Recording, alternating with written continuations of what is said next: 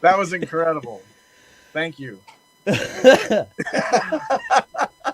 Just to set the scene for the rest of the evening. Yes, yes. For those that don't know, there was an interview on this fateful day about 1 year ago where Mr. Mike from Gravehuffer referred to the entirety of England as you people. I did. Damn. I think I was asking like how you said you take a dump. I think it said, how do your people say or something? Oh, maybe that's what it was. I don't know. We're only messing around though. We're only messing around. Is that Cat?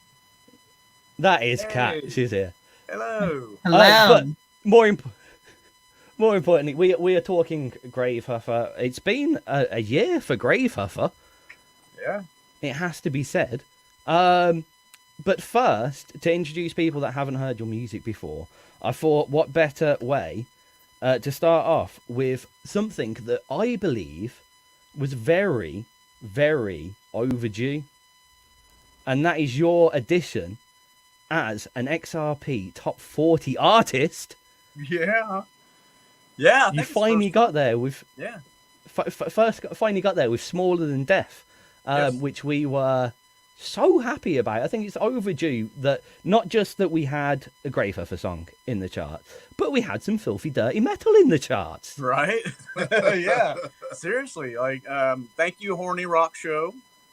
I think they played the song and maybe Patricia or Herman voted for it, or I can't remember. And then it started like we were getting like lots of votes for it, and I was like, whoa. And so I was like, that's pretty cool. And of all the songs, that's a song about Andre the Giant. So this is, hardly anybody talks about that. Yeah, that's one that doesn't get a lot of love, I guess. So yeah, that's kind of cool for sure. I mean, it's definitely an XRP thing to do. Get the least known or least accepted track to a high charting position. Right. Yeah, that seems very much like us. Yes. But tell us a little bit about Andre the Giant and the track itself before we play it. Yeah. Well, it was Mike's idea as far as the subject matter, because I think, what was it? You just watched the HBO special or something? Yeah, there's a couple of documentaries about him, and one's really sad because you don't really think about how he has to live, but he can't stay in a hotel. I mean, the beds aren't big enough, the plane's not big enough, you can't go to the bathroom on the plane, right. So they have to put up a sheet around him so he can pee in a bucket. Yeah, it's like it's crazy. That on a plane that actually happened. Yeah, because the bathroom he couldn't get in the bathroom. It was too big. Wow. That's just the world. It just shows how the world is not built for somebody like that. Because one guy said, "Imagine having to live with doll furniture your whole life." And that's kind of like that's pretty much how he lived. That's how he lived, yeah. Because he was what, 7'4", 5?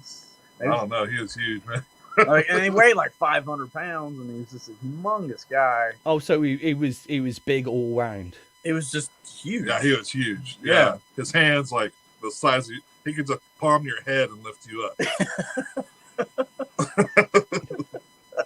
Seriously. Yeah, he was super strong, man. Yeah. They said his strength. I don't know why, but that just sounds like a good weekend to me, to be honest. Just getting picked up by it. Probably a good weekend for his wife, too. Hey! Ooh! Before we get... kind of talk about that in a documentary. Yeah, supposedly. Yeah. Big dude, They said he had girls in every town. I mean, if his hands could palm your head, I understand. Right. God. Leave it to XRP to take it there. I was going to say this is my fiance saying that as well. Let's move swiftly on. Go on then, let's play it. This is Smaller Than Death. For everyone that's listening on XRP Radio, if you want to hear what we're talking about whilst the tracks are playing, please do check out the live video feed. If you haven't heard music from Gravehuffer before, then don't do that. Listen to it now. This is Smaller Than Death, currently sitting around number 30 to 35 in the independent charts. Nice. Right, so for the video, we have to speak all over the tracks because Facebook and YouTube like taking down music and stuff. Okay. That makes, yeah. So that's why we use this as a kind of a green room and we talk about the tracks, and the main feed is going out on the radio, so that's good. So you mentioned this is a lesser liked. I hate to say this, but can you do that not on screen? Whoops. Thank you. Oh, probably good. That's another thing that we get streams kicked off for. Yeah. No worries. I didn't think about that. Yeah. Oh, it's more than fine. This. Oh, wrong way. This is fine. Right. Yeah, Just not on. It doesn't matter if it. It's just Right. as soon as we get done for paraphernalia and stupid. Yeah. But other than that, no worries. So high on life and everything. Why do you think Smaller Than Death was less well received, and why do you think it's been so well received here? Oh, that's an interesting question. That's just one that people don't really mention very much. Yeah, I don't know why that is. Honestly. Yeah. I guess when we think Gravehuffer, normally we think thrashy, crazy, all over the top Gravehuffer, and this is quite slow, I guess. Yeah, maybe that's why. I don't know. I mean, it does get to that, but The start's like it's like the Gravehuffer ballad, dare I say? ballad, right? Yeah. If Gravehuffer did a ballad, it would be Smaller Than Death. Yeah. There you go. Yeah, I think in the song, Andre starts to get mad. And that's when the song starts to pick up. Yeah. Yeah. We tried to make it make sense of the progression of the subject matter, because it starts to get really fast, and that's when he's in the ring beating the shit out of people. You know. I love this imagery. It's Right. with a lot of your tracks, I know they come from kind of a fictional tale. Right. Now, I haven't ever seen these personally, and this may be my ignorance, but is this something that you'd ever possibly take to a video and try and make the story of more visual? Yeah. This would make a cool 'Cause- video, I think. I've noticed this about Gravehuffer across the board. We see a lot of your videos from live gigs and a lot of your music, and you push out a lot of music on a continuous stream. Right. Right. But not much on the video side of things. Is that something that you're just not that interested, haven't got the tools with, or something that you're planning later down the line? Videos are expensive, and Okay. we that. don't really have the Like the footage, like if we had to get footage of Andre, probably have to pay to get it cleared. somebody Yeah. That's true. for that, you know. Right, or we'd have to animate it or something, and that's a lot of work. We'd always have to pay somebody to animate. Like, I've looked into doing animated videos. Well, we did one, but And it that was a lot of work. took Yeah. months. It took like- I understand that massively. This has been a common thing that I've brought up so far. But Yeah. you know that graphic that you just saw with the doors opening like that? yeah. That was 4 hours of my life. You want to hear the best part about it? But no, the best bit, at the end, we've got a video of them closing. That was another 4 hours of my life. Have you noticed the massive mistake I made? I didn't know. No, no. I could have just reversed the fucking opening video.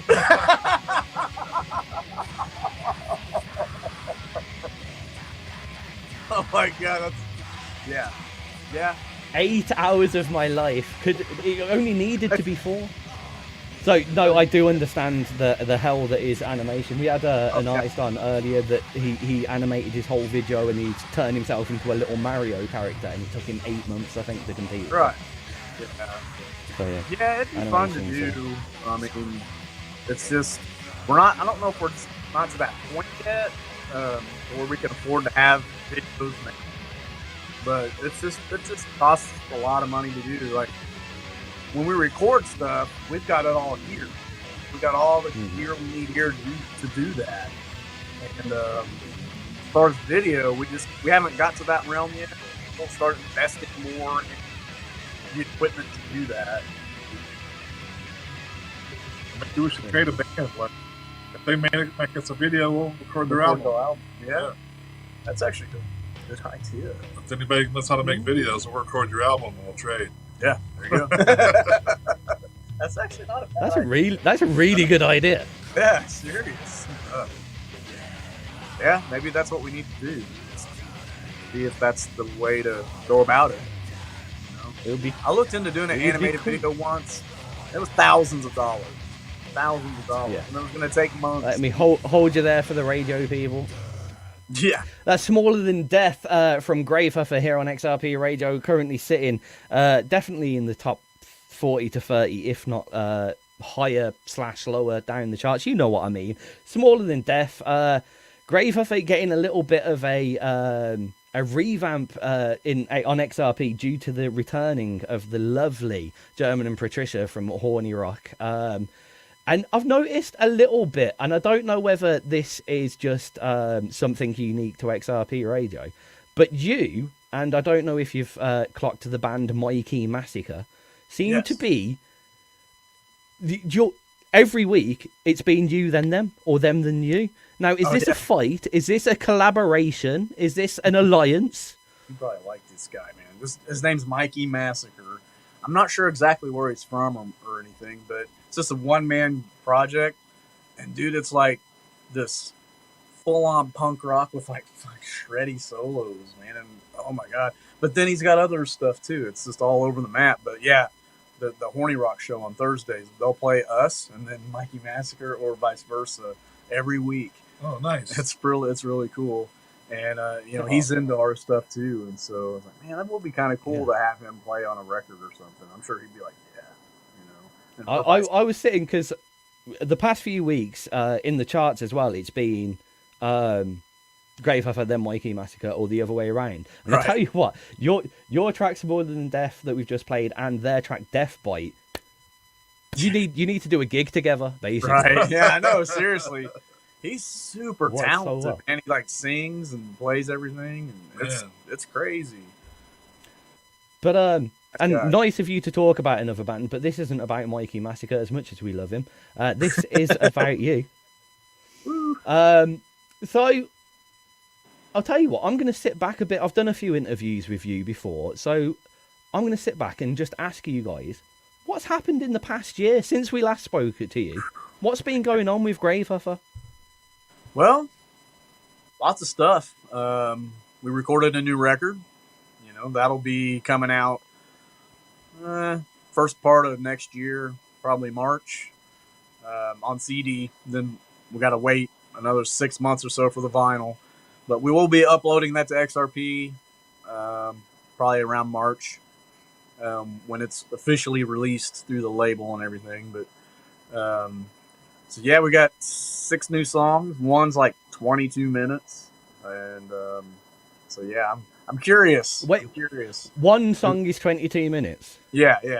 I'm like, we're kind of wondering like who's gonna play that thing, I mean, you know we're gonna play it anyway. What's that? You know we're gonna play it. Oh yeah. Right. I mean, that goes without saying. Well, I mean, honestly, even if we hate it, we love tracks like that because we can go to the toilet. Nice. I'm not gonna lie. They're the best. They're the best. They're the best. Yeah, it's our foray into, I remember talking about this like in Initial Detonation, like in the 90s. Mike and I were in a band, and I remember thinking, man, it'd be cool to do like a longer song. And, Mike again brought up the subject matter for it, and it's Dante's Divine Comedy, Inferno, Purgatory, and Paradise. Okay. And so the song's broken down into those three sections, but it all kind of flows together as one piece. And, that's the whole second half of the record. And the first half of the record is another 5 songs. couple shorter ones. One's more on the longer side. One's pretty different. You know, it's pretty cool. It's the next logical steps. What everybody seems to think. So we're curious what you guys will think of it. I hope you like it. I'm looking forward to it. So that's Yeah. coming out next March. Yeah, here in about 3 months, 4 months. Yeah.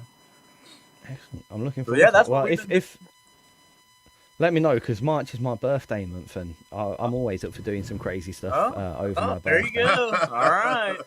Even if it is a 22-minute long video of me headbanging to that new track, I'll do something special. Right, yeah. If Nice. you know what, that could be next year's ZERPATHON. We're going to scratch everything off, and we're going to donate instead of per hour of show, it's going to be per minute of me headbanging, and see if if we can get to the end of it. Right. This is an interesting one for me. After generally writing, and I know a few of your songs are of the longer persuasion, but when doing a 22-minute song, have you thought about taking that to this, or have you taken that to the stage yet? No, we haven't played any of this new stuff live yet. Okay.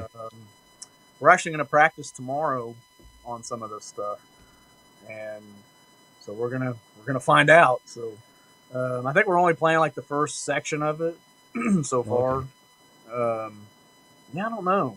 We're kind of tossing some ideas around in our heads how we would pull it off, because there's a lot of stuff going on. I was going to say, I mean, Gravehuffer doesn't do things simply, so when it comes to their riffs and rhythms.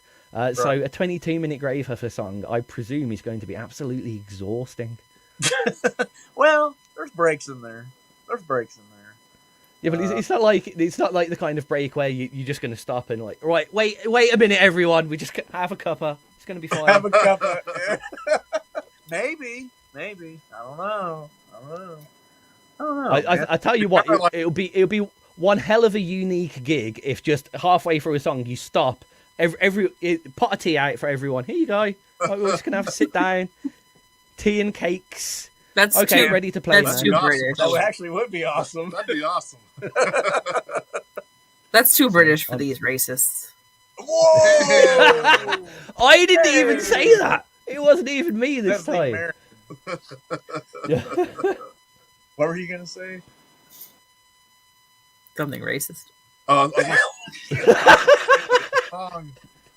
You don't even realize that it's 22 minutes long when you're listening to it. I mean, it seems like it flies by pretty fast. Yeah, it does. Like that's a skill in itself. To make a long song not seem long is right. I did an interview earlier today, and that's what they were saying. Like, you know, it just flies by, and so yeah, we feel like we did okay with it, and I mean, I'm definitely proud of it, and I think the rest of the guys are too, and the other stuff too. That's it's another continuation of what we do, but even still, I feel like we were doing some pretty different stuff, and playing some different, even some different instrumentation, and just playing the instruments differently, and it's pretty different, pretty weird in a way, I guess. I mean, we're never known, I guess, for being like straight ahead. I suppose.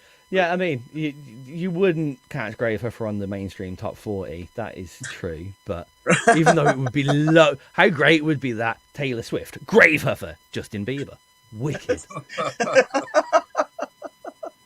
There could be a revolution in listening. That would be pretty. I don't know.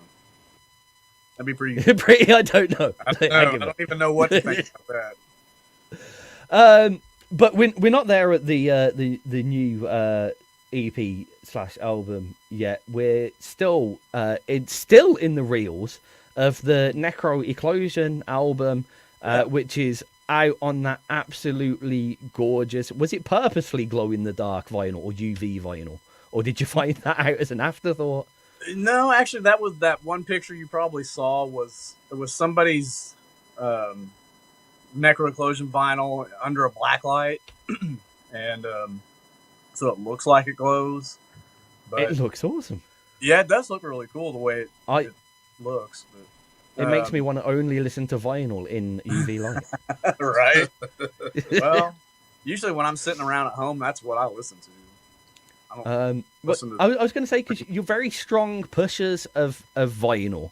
And we always see that with you. And you go to the step of making the vinyls that you put out very artistic and very beautiful things to have. It's not just to play. And I presume there's probably people out there that buy it and don't play it and hang it on their wall or something and have it for specials.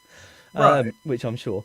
What was your and I know some of it's to do with working with the label as well, but what was your decision to really kind of push what is quite an expensive musical format to release? I think because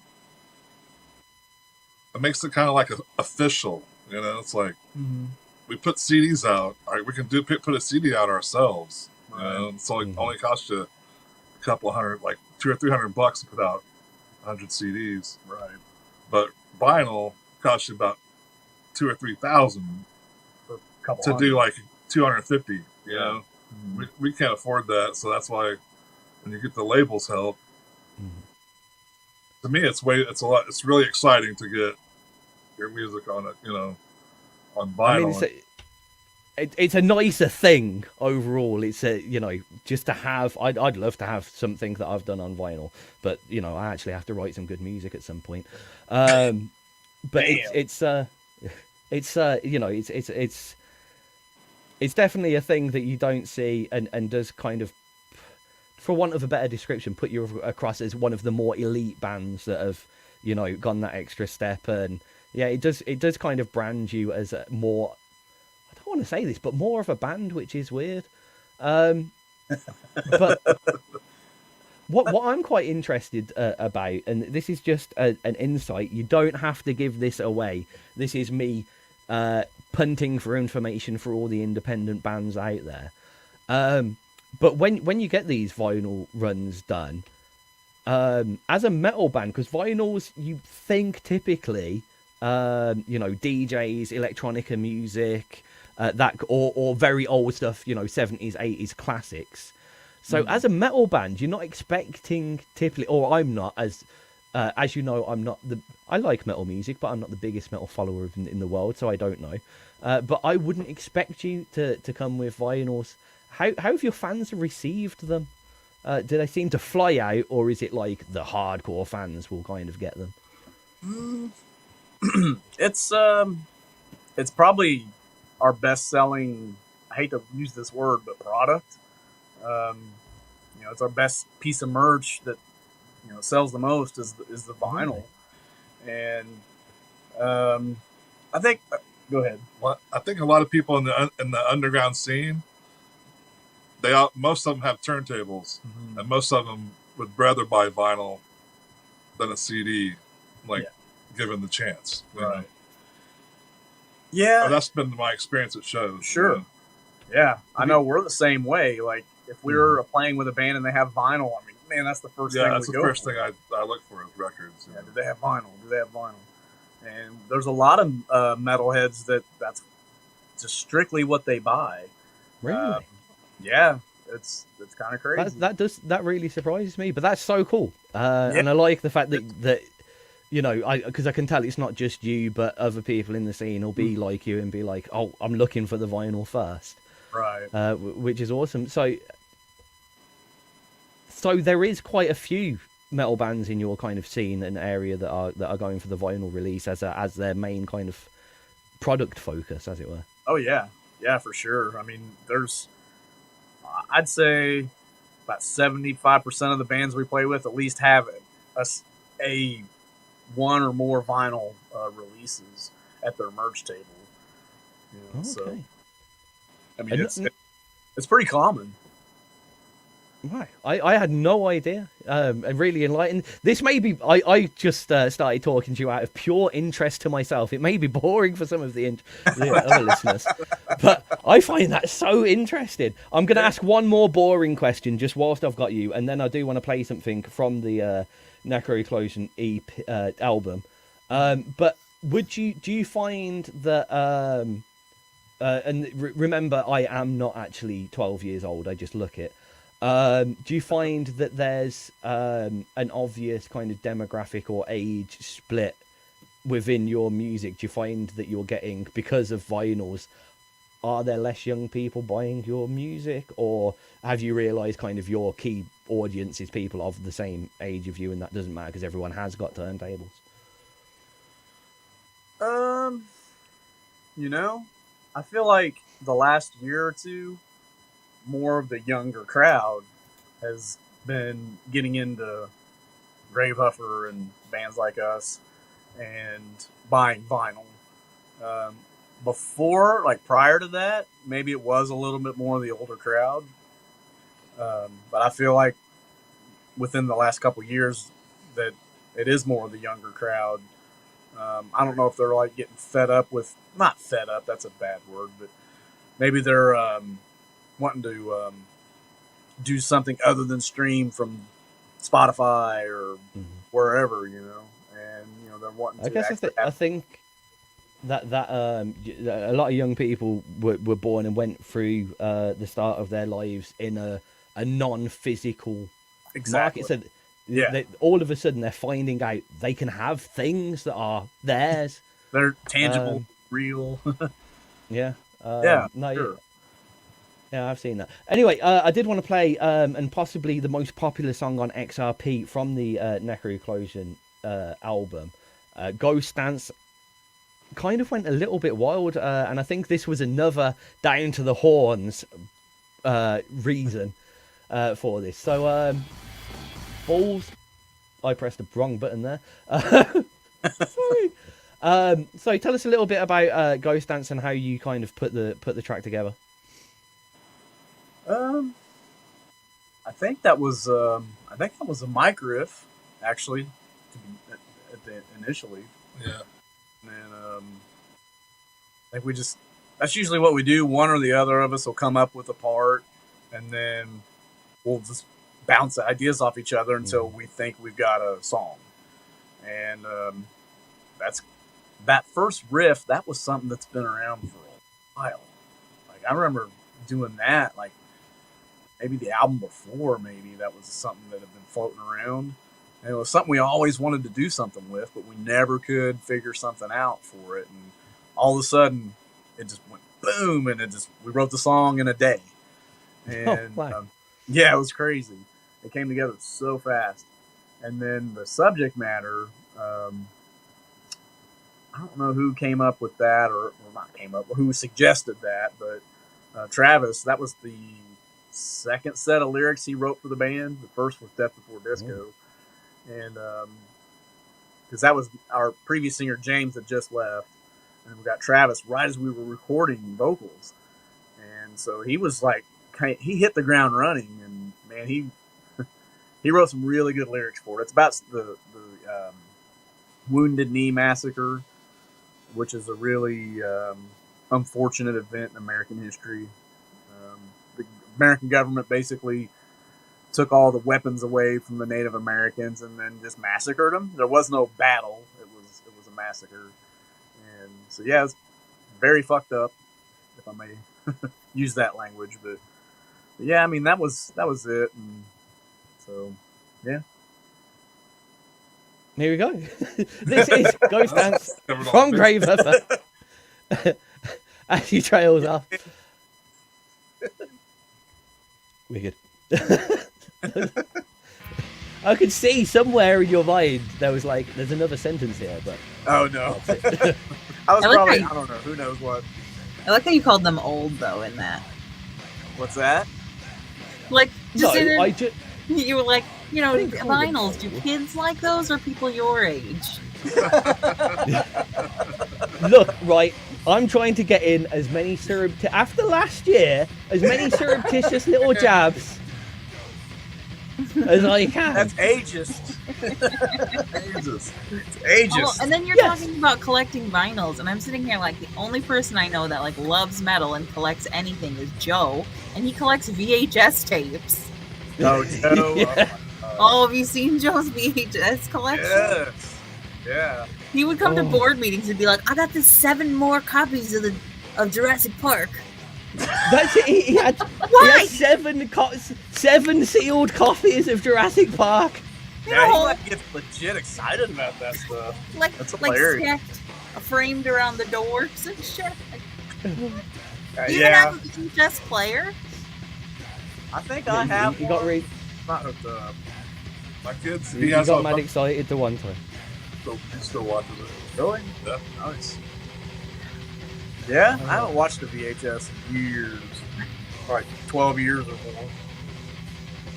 Like I saw the original Star Wars, you know, and he watched that. He's like, "Wow, it's so different." I'm like, "That's what I grew up watching." Yep, man." I know. Yep. It's funny, I was watching the original Star Wars over the weekend. Which was, yeah. Sorry, I'm doing 7 million things at once and not holding a very good conversation here. It's got to that stage where I'm half asleep and bewildered. How long? at everything How long that's have on you my been screen. awake now? So I've only been live in this section for 12 hours, but I did 6 hours yesterday, and then I was meant to sleep and maybe got an hour. Well, but then you were on earlier too. You set up Ed stuff. Yeah. So you're on this is I think no, I was hour awake anyway. 16.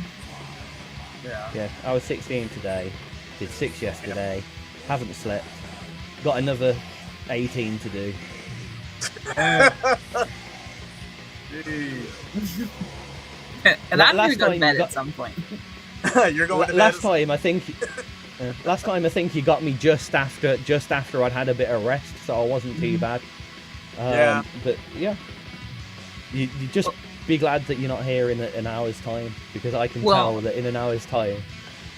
Yeah. Mental. The worst Just be part talking is, and- is we Calm have down. you've got like 10 hours of nothing.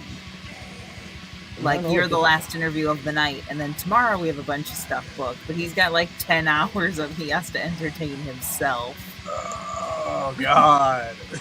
in the middle of the night when I will be asleep. Oh my God. Yeah. It's times like this that I wish I did cocaine. Still, Damn. Still, don't shh. Yeah. Fuck's sake. Can't say that. okay. Mishappenings is, I don't know if you guys have heard his ridiculousness, but swear to God, he's like a 200-year-old man who is technologically illiterate, and like will send me something doesn't work, he sends me an email. So instead of he's pissed drunk, Remember, he can see this. He's I know. watching this right now. and I love him. He is pissed drunk, and he's sending me drunk emails. Ooh. Boy, Not from text. Ghost Dance, Ghost Dance from Gravehuffer. You know someone's passed it when they're sending you drunk emails. I got one from him last night too, and I responded this morning. I got one Drunk back. passenger pigeon. I sent an email last night. Damn. Drunk telegrams. Is that what's next? Drunk telegrams. It probably happened. It probably happened. Passenger pigeon. If anybody Yeah. could do it, it was me, Mish. Yeah. It would be. And I am now expecting at some point before I finish getting off air a 1960s telegram to the door from Mish. But instead of us taking the piss out of other people, we are here because Richie and Richie and Mike are here. Sorry, I've got to stop. God. I've got to stop. I was being good, and it was Kat that opened the door for me again. Not to ignore some of your other music.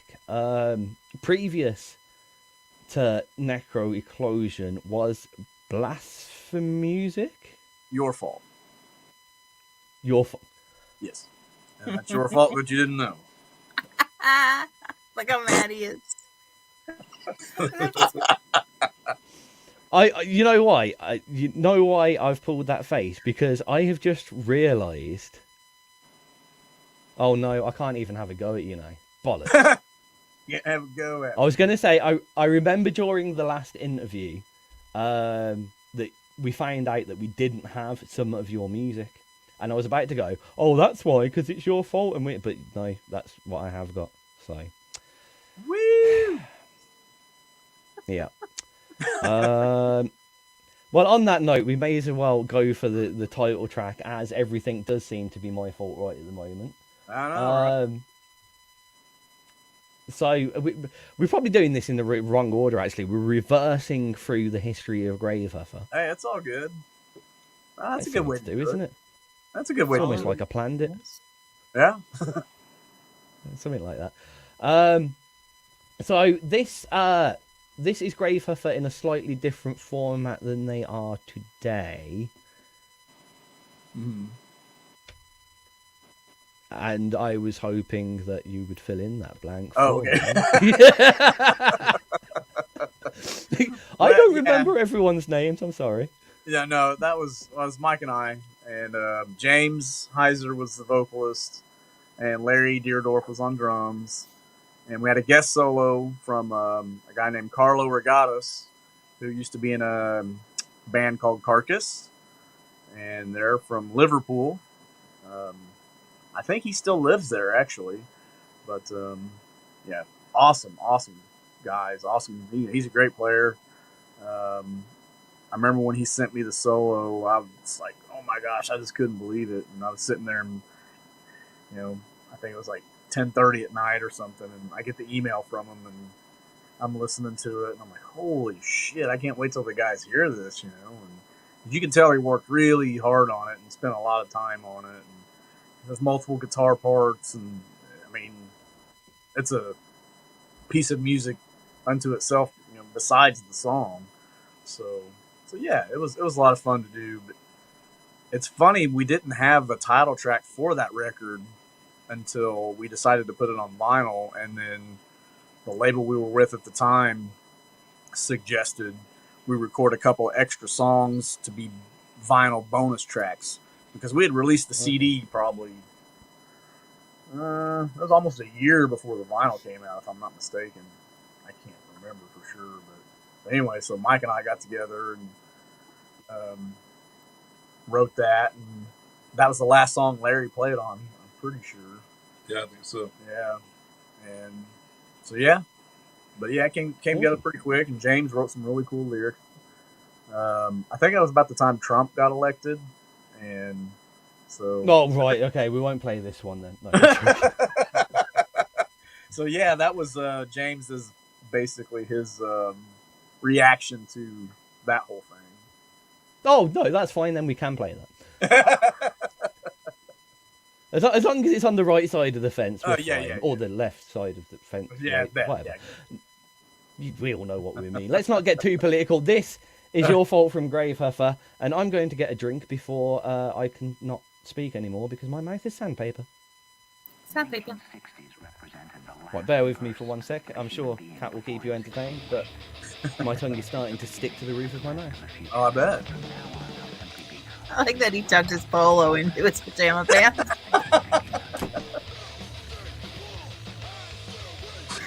We're so tired, it's not even funny. Oh, I bet. God. You guys raising some money though? Yeah, we're actually really close to the goal. So the goal was 800 pounds, and we're up to 680. Oh wow! So you only got 120 more to go, huh? Yeah.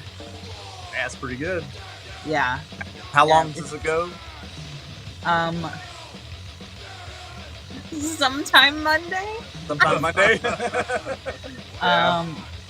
We're on like all day tomorrow. Well, not all day, but a good chunk of the day. Yeah. 7. So we're on until like 2:00 Central Time tomorrow. Yeah. And then there's other people, and then I'm on from like 9 to midnight. You are? Yeah. So that's gonna be fun. I'm working all day. I worked all day today, and have been on since 6:30 this morning, and we'll work all day tomorrow. Oh my gosh! So are you doing an ALC show tomorrow night? Yeah. Yeah. Yeah, at 9. It goes until, so it says Tuesday morning at 1, which is Monday night at 7:00 our time. Okay. Are you overseas or are you still in the States? Yeah, I'm in Chicago still. They're in Chicago. Okay. Otherwise, we'd be in the same room. Yeah. Because what you can't see is Can you imagine that? We just we don't want to work with each other. She's just in another room on a computer. Right. What you can't see is like where his this thing comes out. That's my desk right there. Oh. It's just covered in a green screen that's actually being held in place by a jar of multivitamins. Oh my god. But that's covering my desk for when I'm there. Okay. Yeah, we need to get on this green screen thing. So cheap. Well, £5. So what? $7. Mine was 10. The problem is I'm in a attic loft, so like this is my ceiling here, but like my ceiling it dips down. I can't stand it all under here, so my green screen is like pinned to the roof. I'm gonna take the camera off because it just looks so absolutely ridiculous. Hold on. Man, but it works. Oh my god. That's hilarious. Hey, so yeah, you don't need an expensive green screen these days. Yeah, it was $10 and I got a box of thumbtacks and I thumbtacked it into the ceiling. I mean, like I have to crawl under it to get out because I've boxed myself into my U-shaped desk. Right. But, so I mean, there you go. There was you saying, videos are expensive. There you go. £10 green, $10 green screen and dollar Amazon. And you're away, and you can superimpose yourself in front of anyone. You could literally put you guys as our background politicians' right now. You know what? We should be doing that. We should be changing our background to like their logos. But do you realise how many graphics I made for this? Just for the ZERPATHON, I made over 370 graphics. Oh, well, you could have made 380. No, then I've got to do it in. It's a nightmare. You've got to do it in. You weren't doing anything else. And ironically, your fault has ended. Yes, that's your fault from Grave. I mean, we've listened to that song since we put it out. Damn. I was going to touch. A long time. Wow. I was going to touch on this. So Gravehuffer's had a few incarnations, shall we say, various members and stuff. Yeah. And some of the older tracks. Do you still perform some of the older stuff with the new band, or is there stuff that's just like we're never playing that again? I mean, our set list has a little bit of something from every album. That's kind of like what we're doing now. We're re-recording the stuff. Oh, okay, yeah. That's a good way to talk about that, actually. Yeah. Okay. We're kind of, well, not kind of, we are. We're re-recording some of that stuff. Not really It's not going to be like a CD. It's like a download. You can go to Bandcamp and listen to it. And it's like the old songs, but with the new lineup. It's like what we were doing in our set, basically. Right. Okay. Yeah. So it's kind of a way to put the current stamp on the old stuff without losing them and not being able to use them again. Right, yeah. Because we just thought, well, why not, because we're recording some covers and stuff right now. And we thought, well, while we got this stuff set up, we might as well just run through the set and record it. And so that's what we did. And that's another thing we've been busy doing is after we recorded the new record, we started recording these covers and these songs with a new lineup. And just to have it. And like Mike said, we're going to put it out on Bandcamp and the other streaming services, and we'll upload it to XRP, and just to have it out there, and because Todd's a very different drummer from Larry and Jay, and then Travis's take on the vocals is very different from James. Yeah, So yeah, it's a pretty different sound, really, but you can still tell it's Gravehuffer for sure. But yeah, we just thought it'd be fun to do that, honestly. I like it. I've heard about these covers a couple of times, and I'm not the biggest fan of covers, but I will let you have a little word on it. So, what was the decision to do? What made you make the decision to do a group of covers? Well, we used to always have like one that we could pull out of a set. Like if somebody, like if we ran out of time, like if we had more time than we thought, or somebody wanted another song, we could have we used to do a Celtic Frost cover. We used to do a Venom cover. So we always had some kind of cover like up our sleeve, but we haven't had one in a long time. Yeah, kind of got away from it. But we're like, oh, I want to do this, I want to do that, I want to do this. Everyone wants to do a cover, right?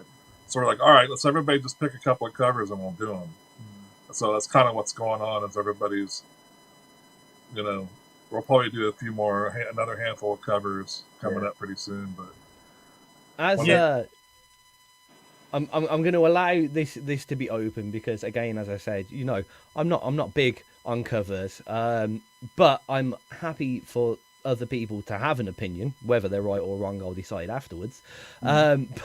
But where do you think the importance is in these days of bands working with covers and cover music, and where should the line be drawn in your personal opinion? Like one a set. Yeah, that's kind of what I thought. If you're just doing one cover, we do it so that if someone's in the crowd, they're like, wow, what is that song? If they don't know the song, maybe they'll go check that. It's kind of like letting somebody else know your influence without having to tell them this band influenced me. So then the people can go check it out for themselves and be like, oh, that's cool, Right. Or they might hate it, who knows? But yeah, I like the way Gravehuffer did it way better, or Gravehuffer really sucked at that one. Yeah, they messed that song up. But that's really. I remember hearing covers like, Metallica, for instance, when they put out a covers EP. I hadn't heard of any of those bands except I think one, and it made me go check them out and get into all these new bands. And honestly, that's the biggest reason. And also, we tend to do covers that are like older, I guess. We tend to cover songs from when we were kids, basically, or teenagers, and just stuff that really influenced us in a very dramatic way, without being cheesy. But, I guess that's it. I wouldn't want to be in a cover band. Oh no! Sometimes I see cover bands, I'm like, man, it's kind of cheating. Yeah, it is. You're taking somebody else's hard work. I mean, it's hard work that you got to learn the song, but you didn't have to write it. Right. That's the tough part. Right. Yeah. Writing it, and they're banking on that stuff. Yep. Or playing at this casino, we made $1,000 last night. You're like, shit. Yeah, that's such a big thing around here. All these tribute bands playing the casinos, and they'll make bank, like way more than we'll ever make, probably. And it's like, man, but the audience laps that stuff up, and I don't know. We're not the biggest fan of that stuff. Like, we would never base our career on that. Yeah. Well, I mean, it's once you've started as a creative person outside of the musician, you're making your own music. You've transcended being a musician, and you've now become a songwriter and a composer. Right. I'd say the same thing. You can't just then follow someone else's creativity because exactly. I think creativity is so much of a part of your own body and soul and mind that for sure. Once you've started doing that, you don't want anyone else's body inside of you. Why do? There was no. I tried to rephrase it, but I couldn't get out of it. Know what I mean, anyway. No. I just kind of always thought of it as like a shout out to you're paying your this is a band we love. You should check it out too.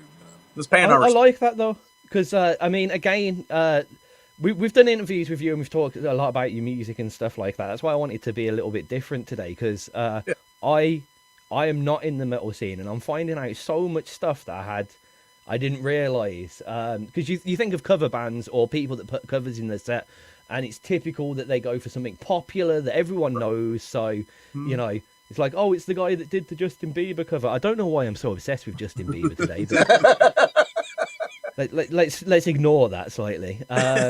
Whereas it's nice to see, and again, it's not just you saying we're doing this because that's what we want to do, but you're telling me that you see quite often metal bands covering, you know, some more unknown people as a way of getting other people's music out. That's lovely. Oh yeah, happy ending. No, this that's is the worst thing with you metalers. You're all big, hard, beefy, horrible men. You growl. Yeah. And it's like, oh, we put someone else's music in our set so they could get some exposure. Yes, very much. No, that's funny. People tend to think of the metal as like this machismo and it's all this angry music where, I don't know, most of the metalheads we talk to are super mellow, kind of shy people. And I think it's because they've got all of that out on stage. Exactly. Yeah. I mean, you're 100% correct. couldn't have worded that any better. I mean, I remember the first time that I interviewed you, and I think I told you on air, like, there was a certain level of apprehension because you were the first metal band that I'd interviewed, and the only thing I knew about you at that time was your music. Yeah. And if you were to judge your personalities based on the lyrical content of some of your songs, I can understand that. That was James, though, right? Yeah, that was James, and that was his mind at work. Right. Yeah. Yeah, because like Mike and I, we don't typically write the lyrics. We'll suggest subjects and then let the. And then he takes it like he writes a book report on it, basically. Yeah. Exactly. Yeah. Cool. Well, I realise that we're slowly eking out on time, but it's what happens when and I love interviewing people that I've interviewed in the past because you can kind of let the conversation just drag out and flow, which is great for us. Probably shit for the listeners, but bugger it, I don't care. Pretty much, right? You're laughing at my British buggering. Yeah. Okay. I love that saying. I think it's great. So I thought She's laughing at her. this is one thing. I don't know whether this is American or not, but ALC once had to ask me what buggering meant. Do you know what buggering means? That's kind of like fuck it, fuck off. Yeah, it's not the same thing. Just specifically in the butt. Yeah. Specifically what? In the butt. In the butt? Yeah. Yeah. It's like here it's just like fuck off. Yeah, but yeah. there it is. Fuck you in the ass. Specifically fuck off in the butt. Okay. Yeah. It's Bugger. the important Fuck thing. it in the butt. Fuck it in the butt. And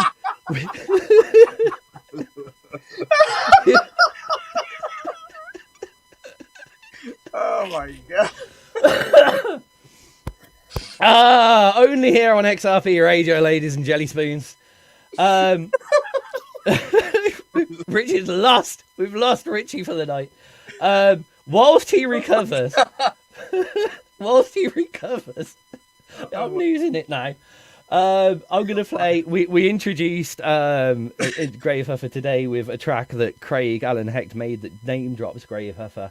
Now we're kind of somewhat doing it in the reverse because I thought we'd play Stingray, which Craig features on. Yes. So here we go, and hopefully Richie will be recovered enough to say goodbye.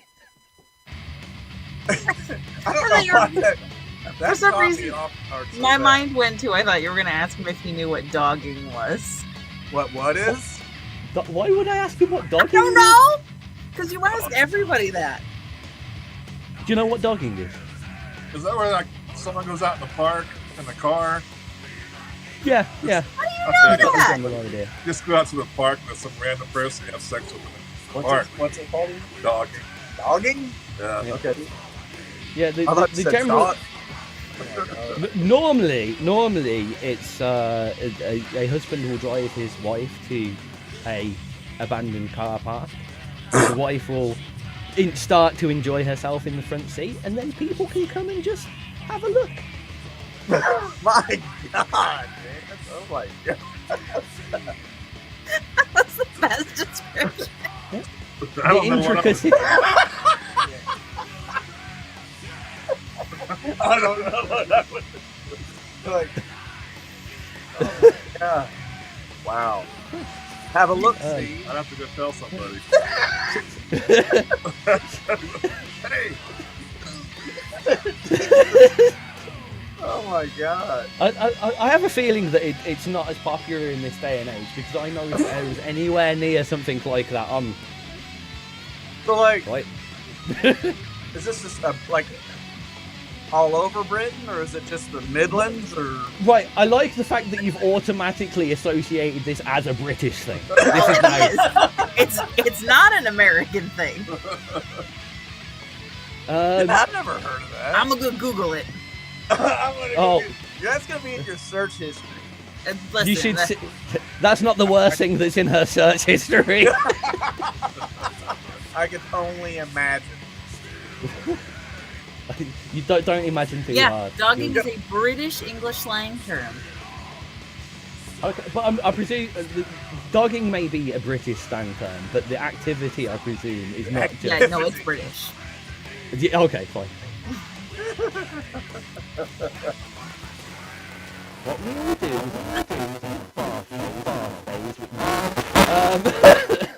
Holy shit! that. Was that a robot takeover? What the hell was that? You went crazy robotic there. Like, Oh, wicked. It's probably a good thing that you didn't hear what I actually said then.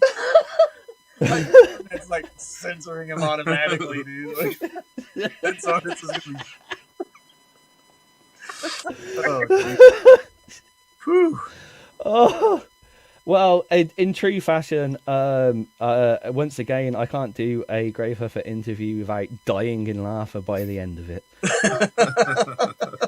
I feel like they plan this when they pick their times. They're like, at what point is he gonna have lost his fucking mind? Fucking mind, yeah. Let's do it like late at night when he's been up for 16 hours. And Yeah, I tell you what, you missed out insanity by a couple of hours, I reckon. Do come back in about 2 hours and just look at my face and laugh and then go to bed. It'll be fine. Okay, yeah, that'll be good. Well, man, that's awesome. You guys are doing that. Like, more power to you, man. Yeah, honestly, I'm like, it sounds like you guys are going to hit your goal and hopefully you exceed it. I think it's great. It's looking good at the moment, and thank you for joining us and helping us entertain the masses with doing stupid stuff. We're almost at the end of the interview, though, and the same thing that I've been giving everyone that we've been going through. There's two of you, so I'll give you 2 minutes between you to say whatever the fuck you want. Oh my God. This has been dangerous. Your time starts now. I have no idea, honestly. Nothing's popping in my head at the moment. We appreciate all you guys' hard work. Definitely. And for even thinking about us to do another interview. The last one was fun. This one was fun. Oh, yeah. Yeah. Yeah, I mean, it is. It's every time, like, I've been coming into XRP, it's like in the chat rooms and stuff for, gosh, since 2016, 2017.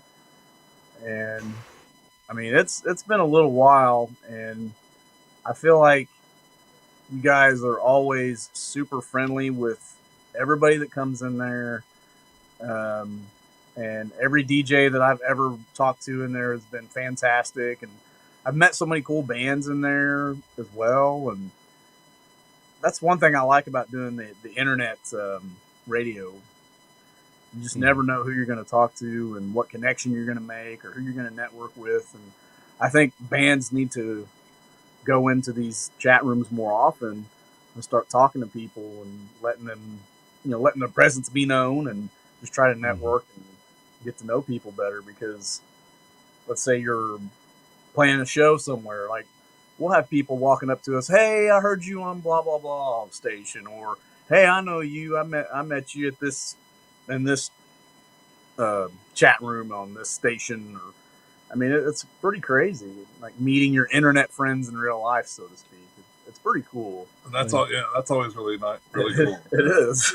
It's like, oh, you're a real person. You're just not on a phone or a computer screen, So, or you're just not words in a chat room, So it's pretty Yeah, cool. no, it's especially it can be scary when especially over all the lockdowns and COVID, where a lot of us were living our lives on the internet to finally get out there. Yeah. But because of the internet as well, use it as a tool. Don't lock yourself off from the world. Use it to get out to the world. I think is important. Oh, that was a bit what's the word? Philosophical. Philosophical. That's the one. Fuck off. Right. It's been a pleasure as always to speak to you, and as normally hilarious and slightly less racist, but slightly more racist. So we get in somewhere. We get in.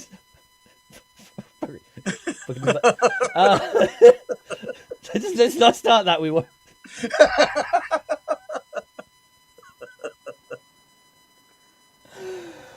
Oh dear God. On that note, I'm going to leave all our listeners in the capable hands of Hellhound. Would you like to give it a little description and say goodbye? Yes. Thanks again.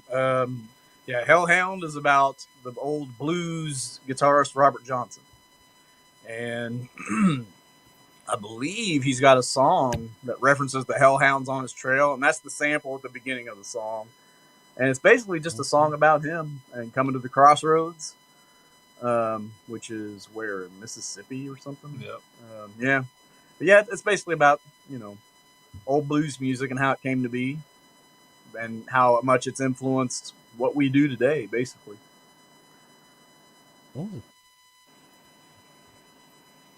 I said say goodbye. Just go, bugger it. Here's Hellhound, Gravehuffer.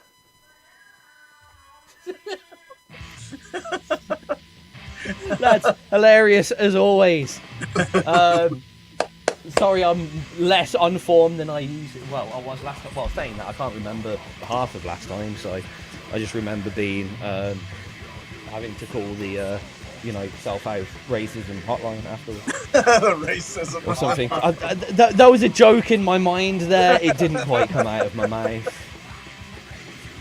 I was just going to pretend that I was being bullied or something. It didn't work. But yeah, looking forward to hearing the new album. What we're trying to do is do some album playthrough kind of party things using this new visual system that we've got, kind of talking through it. So when it comes to it, I'd love to do one with you guys. Yeah, that'd be really cool, actually. That'd be interesting for sure. Yeah, we'd be totally down to do that. The idea is to kind of do... The idea is to kind of do it dual... Sorry. The idea would be for us to do it kind of joint as we do it here. So there'll be the radio side where it's kind of a full album playthrough, and then in this side we kind of get to in depth with how you produced it and what the lyrics mean and stuff over each of the tracks and stuff like that. But both of them combined, because you can rip the audio off both of them now. And what we're hoping to do is have a dual layer thing, so it'll be like a DVD where you have the audio commentary option. Is the idea for it. So we're putting all that together. This is our first test of the visuals, and it seems to be working. So as soon as you got a date, and if your label are happy with doing it, definitely would love to get you guys on. Yeah, they would be really excited about that. Do I need to email you the music, or we just grab it off the database? Do you need to email this album? Yes. Okay. Yeah. When it's no. You can when it's ready. It depends how you want to do it. If you want to do a pre-release thing and you don't want it in the store, get in touch with me and we'll work something out there. If it's just ready for release, then chuck it there and we'll organise it afterwards. Okay. Sounds good. Yeah, I'll probably just send it to you then. Wicked. In which case, in the nicest way that I can say this, fuck off. Fuck off. Hi guys. Bugger it in there. Fucking the butt. Fucking the butt. Fucking the butt. Fucking the butt. See you later.